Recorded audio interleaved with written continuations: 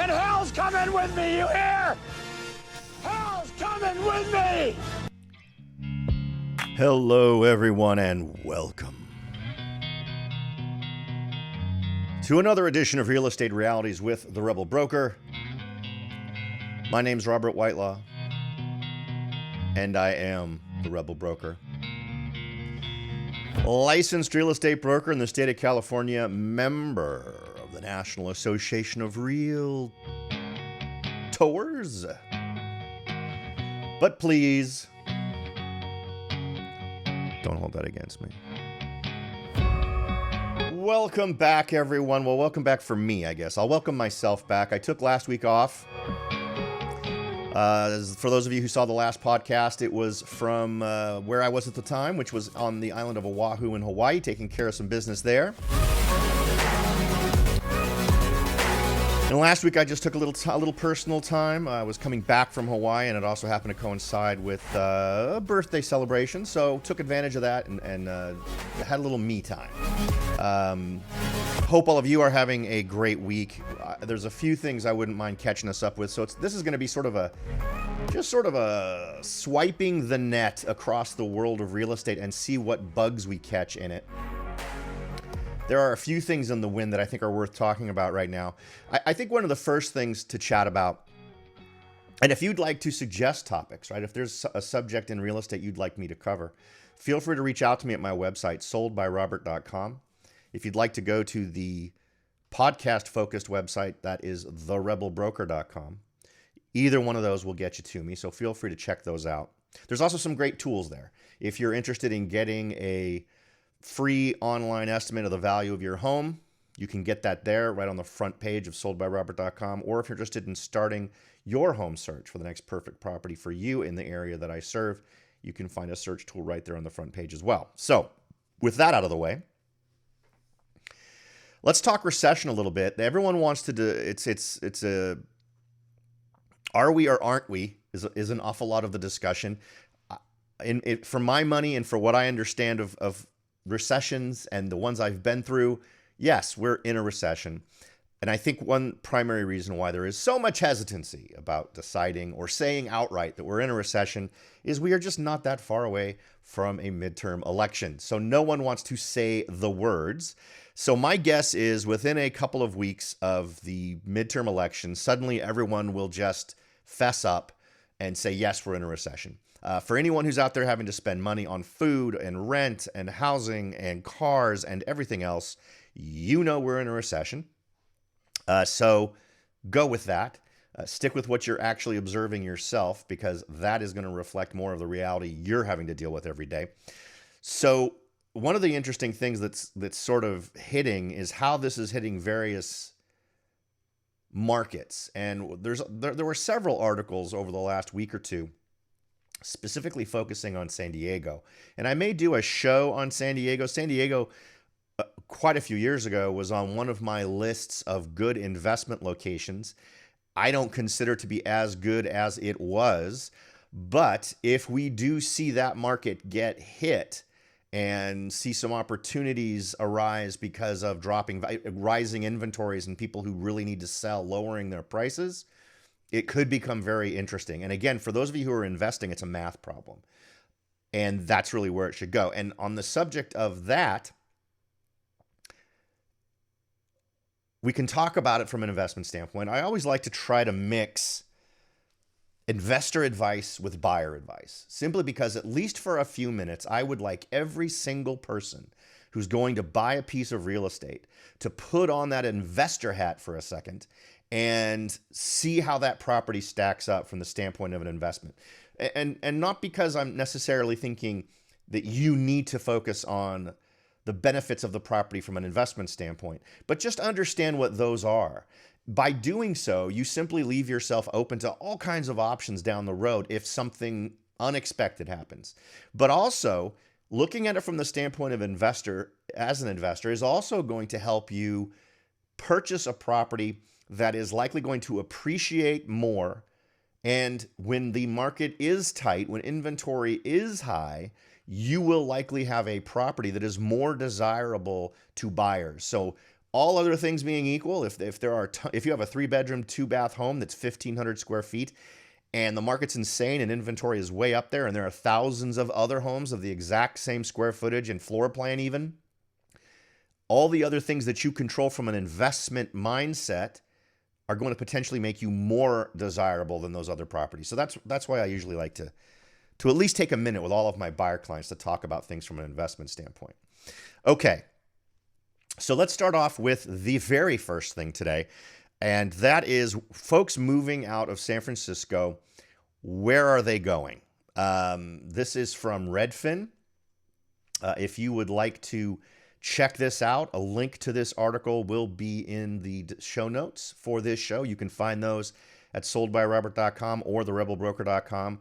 They should also be, if you're looking at the podcast or listening to the podcast, they should be in the notes for the podcast. If you're looking at watching this on YouTube, they should be in the YouTube notes as well. So I've got you covered no matter how you're consuming the show today. Now, what's interesting here is the number of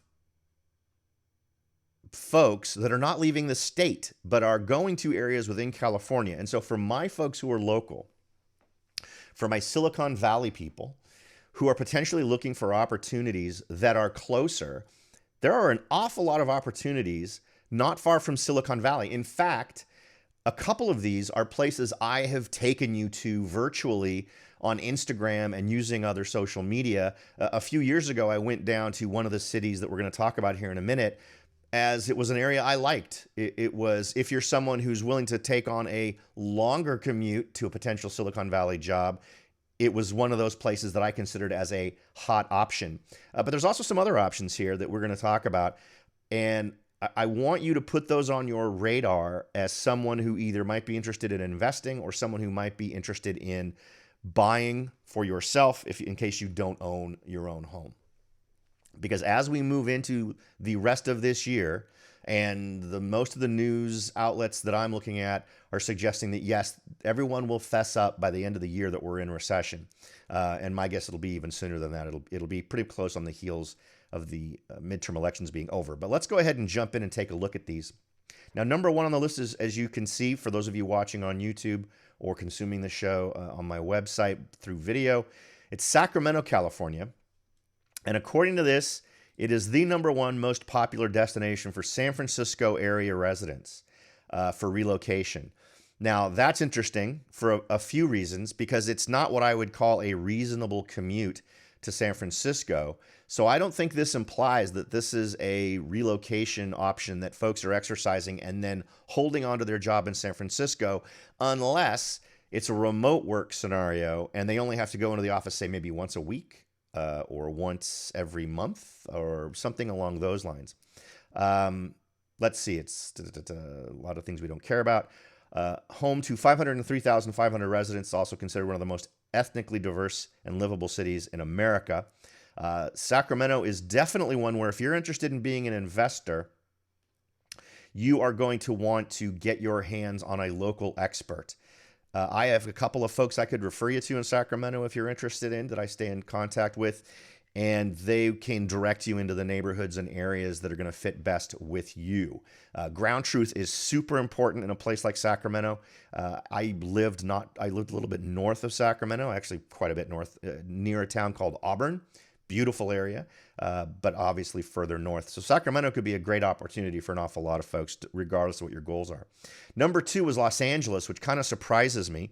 A lot of the things, this is coming from Redfin, and I have, from an anecdotal standpoint, disagreed with conclusions or data that Redfin has shared in the past. Because for me, the folks who are leaving a lot of these areas are leaving for reasons that are also present in a destination like Los Angeles. I don't do business in San Francisco typically. I have on a couple of occasions as a referral from clients I worked with in the past. But folks I am talking to now who are relocating from San Francisco are typically leaving just because of the current state of things, where laws aren't typically being enforced, the homeless scenario, that type of thing. And if you're trying to get away from that, Los Angeles is not the destination for avoiding that. But according to Redfin, it comes in second 12,116 residents looking to move out of San Francisco for sunny Los Angeles. The median home sale price in Los Angeles is $975,000, which is less than the median home sale price in San Francisco. So obviously, if your primary motivation is average sales price, LA is an option, but there are plenty of other options that have even lower average home prices than that. I would love to get a greater understanding of why Los Angeles would figure so high here.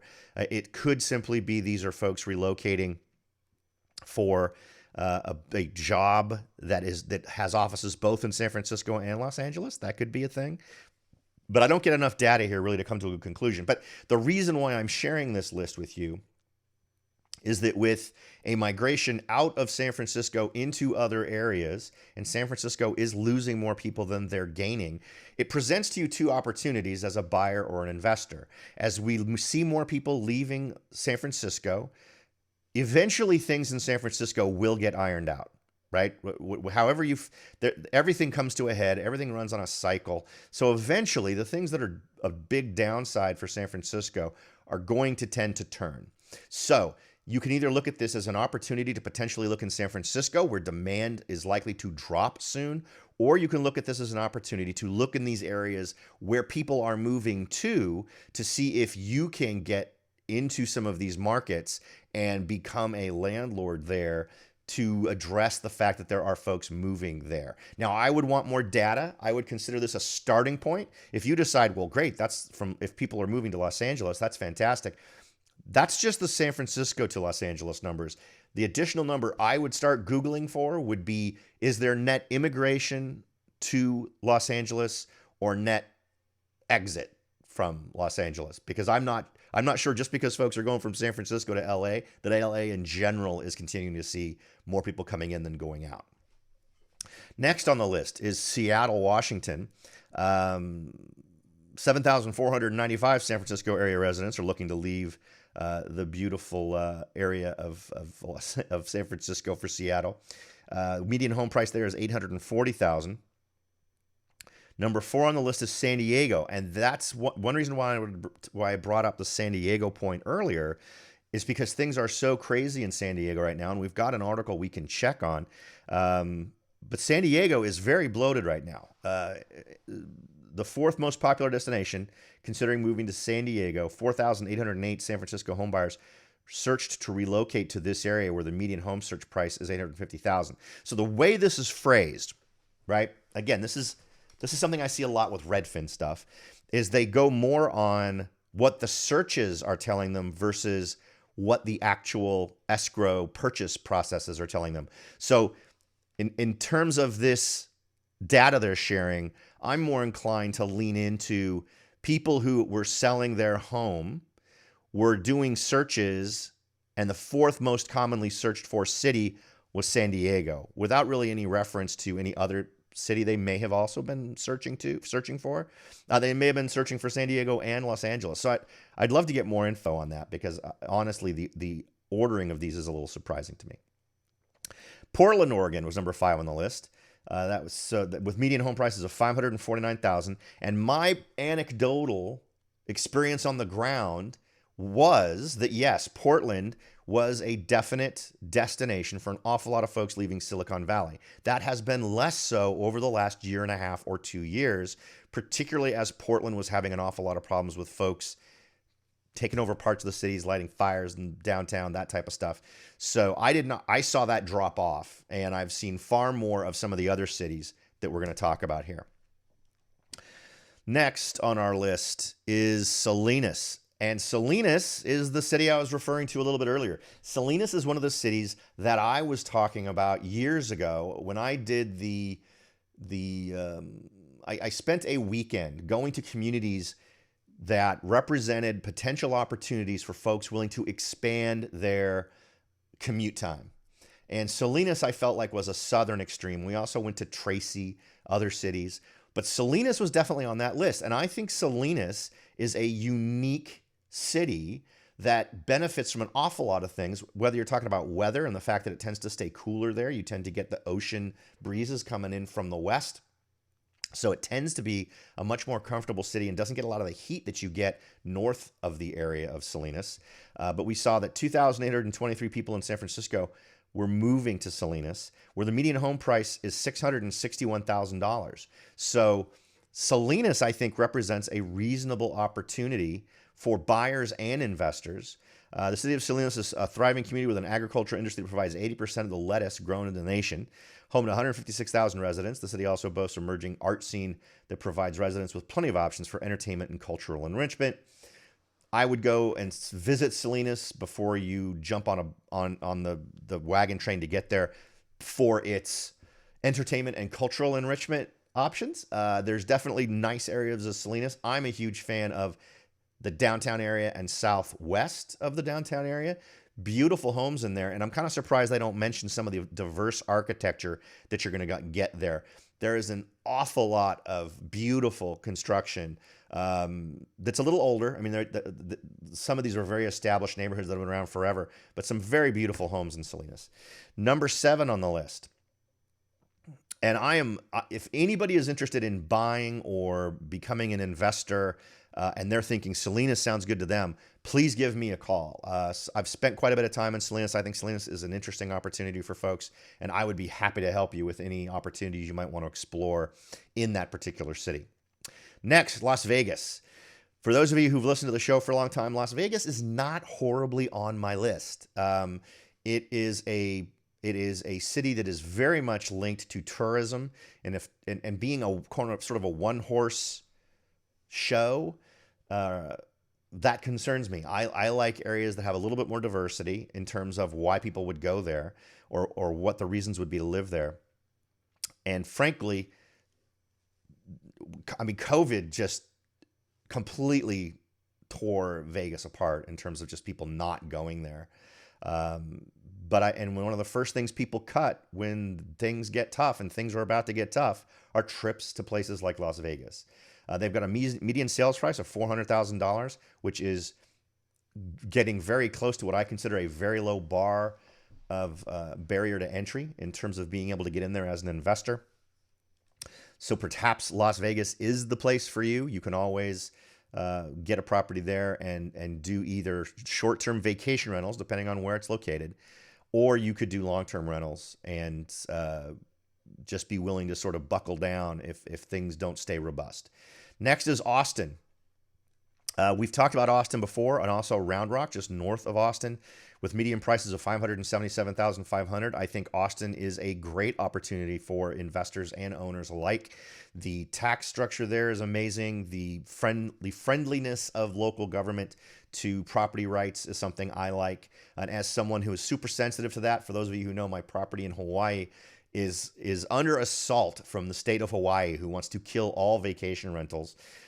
So having to constantly be worried that some sweeping mandate is going to kill your ability to rent your property is just not a thing that's really present in a place like Austin.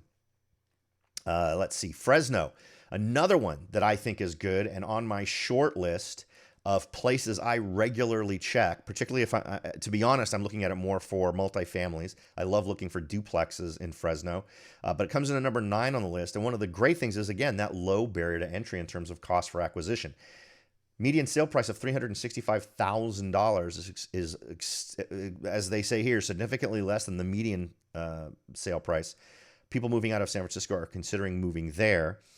So again, considering. So I don't think we can take this as a definitive list of where people moved, but more a list of where people looked. And I'm sure the fact that the average sales price is $365,000 was a big consideration for folks doing that search. Finally, New York. Very interesting.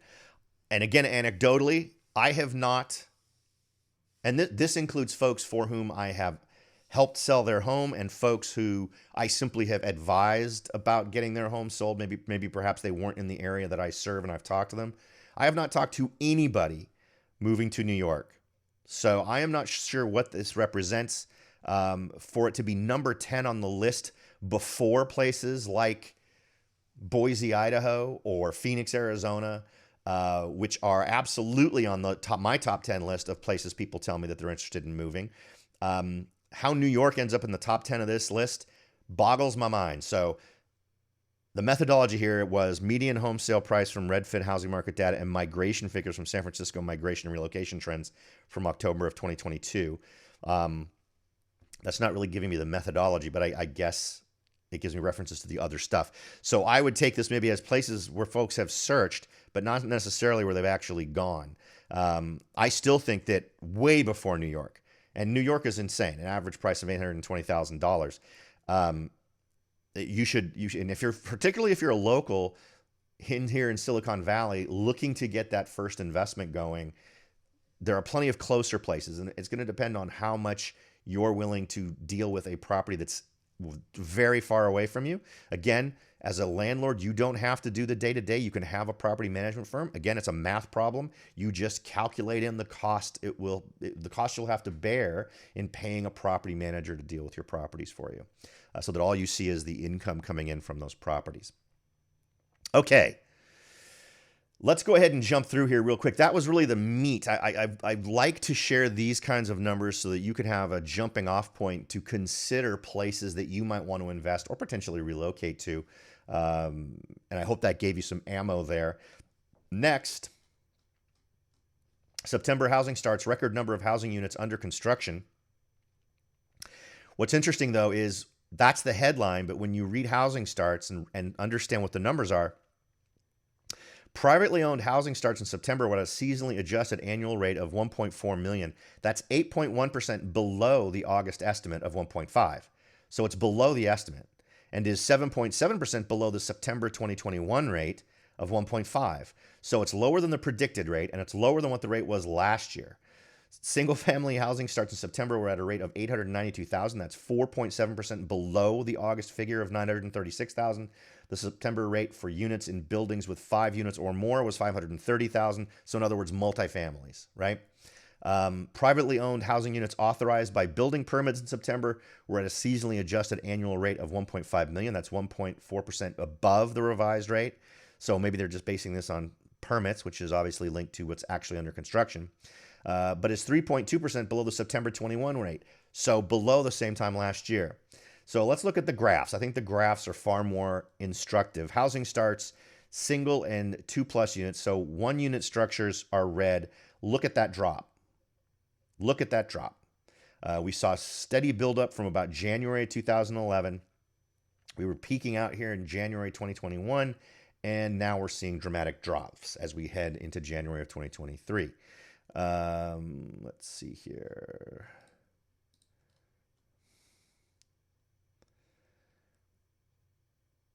Housing family starts single and 2+ unit structures, same dynamic.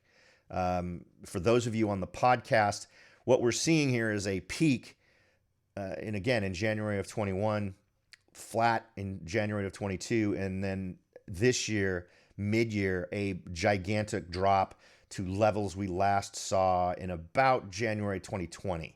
So this is not encouraging news. And from where we are now, and let's go ahead and look at the actual graph with the numbers here. And this is comparing 2021 to 2022. 2022 being now is in every case lower, right? With the exception of April, where we saw housing starts were higher. And we also saw them a teeny bit higher in March, a lot higher in February, a lot higher in January. All of that indicating to me much more optimism in the beginning of the year. But as soon as we hit May, everything's been below the same time last year. So I'm not seeing, the headline implies a level of optimism that I don't think is warranted. Then there was one more. The fourth graph shows housing starts under construction, and that number is higher, right? In terms of 1 units, we're seeing an uptick, but we're also seeing the most recent data is a dip from a pretty dramatic peak. But again, we are nowhere near where we were just before the downturn. And that's not bad. In past shows, I've talked about how I really wouldn't like to get where we were just before the last downturn, but I wouldn't mind getting to where we were, say, in 04, 05, and having that be a consistent number. And we're kind of there now, but now it's taking a downturn. But we also have to remember that as demand has increased for housing because more people have been in the market, These aren't filling the gaps. And we've had such low numbers for so long that I think this is sort of playing catch up with those numbers. All right. Next, let's take a quick look at home builder sentiment drops. So despite the fact we may have the biggest number of permitted working things going on right now, and remember, those permitted things would have been started months before when optimism was a little higher, and now it's just a question of whether or not to follow through with them.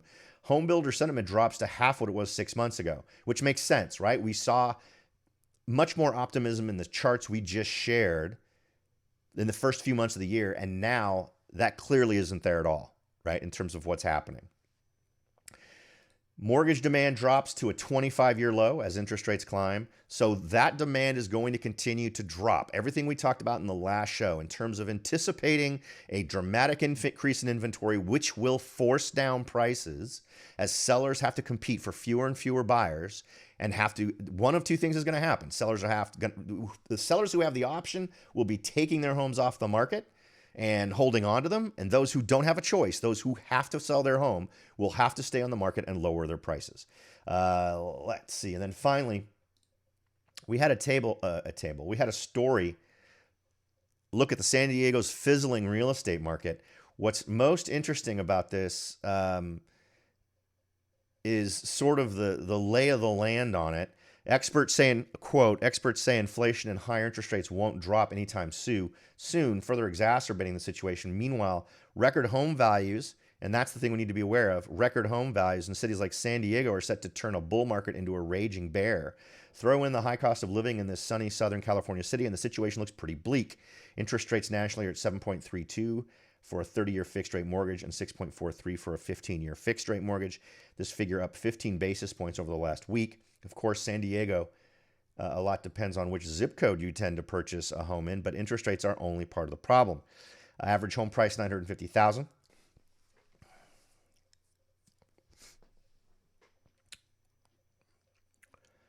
Which means they're up by 12.3% over the past year. All of that has to get dealt with. And with that much growth, with that much of a bloated market, I think San Diego is one of those places that's going to see a fairly dramatic drop in home prices, again, based on inventory. So I would not buy in San Diego right now. I think this is going to be a tough pill for the San Diego market to swallow. And just like in my market, as they mention here, some zip codes and some areas within zip codes are going to be different. Some are going to hold their value and stick and stay desirable at high price points, while others are not. All right. That was really sort of a shotgun overview of an awful lot of things. I apologize. I probably could have just covered that same topic and done this in a much more reasonable amount of time. We're up to almost 30 minutes. I like to try to keep them under 30 minutes just for all of you, because I know that sometimes attention spans can get tested by covering all of this data. But again, all of it is going to be in the show notes. So what is my takeaway? What you should be thinking? And again, this is all up to you. You got to do your own due diligence on your own decisions. But from the mind of one real estate broker in California, based in Morgan Hill and Silicon Valley and helping people buy and sell real estate for 30 years, here's my take. Buyers, start looking now. You don't necessarily need to feel rushed to make any offers. Inventory is doing nothing but growing, and you are in the driver's seat in an awful lot of communities. If, however, you are a buyer who is looking in more desirable neighborhoods or neighborhoods where homes tend to sell more quickly and for asking price or over, I would say be willing to wait a little bit. If you've got the ability, wait. I think time is on your side. Things are going to get more interesting in terms of the real estate market rather than less interesting in terms of buyers. So I would say start looking now, just so you're familiar with what's going on, what properties are coming on the market. I think the anecdotal knowledge you're going to get from sort of having a active view of the market and what's coming on the market and going off the market is going to make you a far more educated buyer and make you far more comfortable with the coming and going of properties that look good to you. Sellers, again, depends on your zip code and where you are in that zip code. I'd be happy to give you a consultation on whether you should be thinking about selling immediately. But if you're someone who was thinking about selling in the next 2 years, I would strongly, again, this is the same advice I've been giving. We're holding steady on this advice. Accelerate your desire to sell, or maybe not. It's going again to depend on where your home is located. Some areas have been hit far harder than others, and it's already on the downturn in some local areas. But it's also going to depend on how likely we think it is that you're going to continue to see further depreciation in your area, or whether we think your home values are going to hold for a while. But if you are someone who is on a shorter timeline, 1 year, 2 years at the most, I think probably selling your home sooner rather than later is going to be a better decision. And investors, same advice I'd give to buyers. If you are looking to buy as strictly as an investment, start looking in these areas we've been talking about: Fresno, Salinas, Stockton, potentially Sacramento.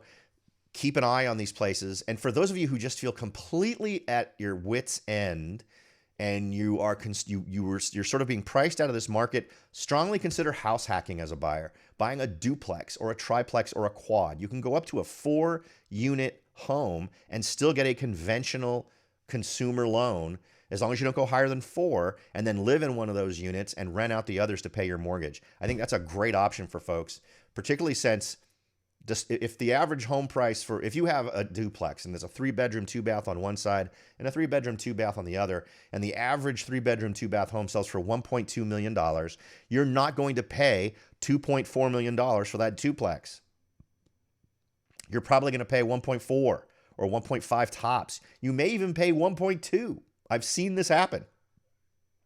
So keep that in mind, that even though you may say, I could spend this amount of money, but it's just on the single family residential side, it's just unfathomable. If you do a house hack, you're either getting most of your mortgage payment covered or all of it, or at least a huge chunk of it. So consider that as an option. That can be the first stone in your real estate empire. So anyway, all right, so we're there. I think we've got you an awful lot of things to think about. As always, I hope we've achieved the goal of leaving more knowledge on the table than we've taken up in your time. If you have any questions, concerns, or observations, please reach out to me. You can find me at soldbyrobert.com. And of course, if you're interested in buying, selling, or investing in real estate, I hope you give me the chance to have a discussion with you about how I can best help you achieve your goals. Thanks again for listening, and I'll talk to you all next time.